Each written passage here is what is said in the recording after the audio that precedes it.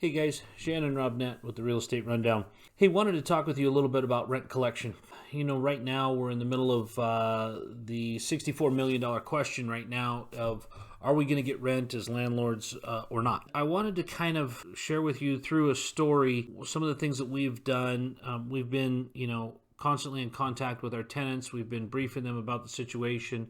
We've been asking them that, if you need help, please contact us. We'd love to help you. If you want help, we'd like a few documents. I wanted to share a story with you about a young lady that approached us that said she was going to have some trouble. She'd been with us about 9 months on her original lease here. And she came to us and she let us know that she had been laid off, had applied for the unemployment benefits and was going to be getting those. And there was some other things that she had done, and she wanted to know what was going to happen. She assured us that she was going to pay April's rent, but then she didn't know from there that was going to exhaust her savings. And so I just kind of sat down with her file, and I kind of looked at it, and, I talked with my property management guy and my main guy, Jeff, and we just kind of figured out what's going to be the solution. Like a lot of people, I want to help, but, just throwing free rent at it doesn't really solve the problem. But I appreciated the fact that this young lady had come forward and said, hey, listen, I can pay this month's rent, but next month's going to be a problem. What should I do? I looked at everything and I just decided after talking with Jeff that we would do a forbearance. For those of you that are unfamiliar with a forbearance, I think you're going to be hearing about those a lot more. We saw them a lot with mortgage mods in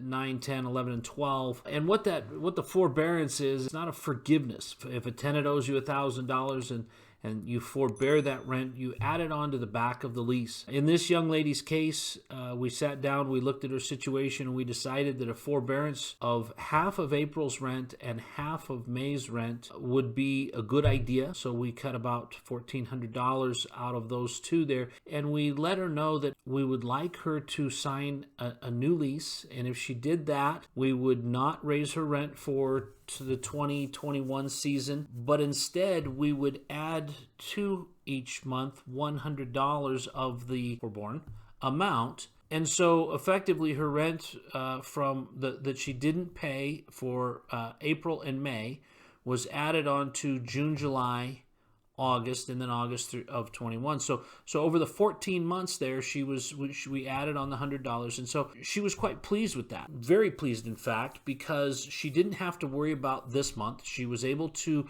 keep some of her funds in her hand because we wanted to make sure she ate. And people forget that the landlords are really the only ones in the economy right now that can be flexible, because Verizon or T-Mobile, they can't really be flexible on your cell phone and your internet or whatever contracts you've got there. Ford Motor Credit, Chevy, they're not really going to be flexible on their stuff. You've still got credit cards to pay.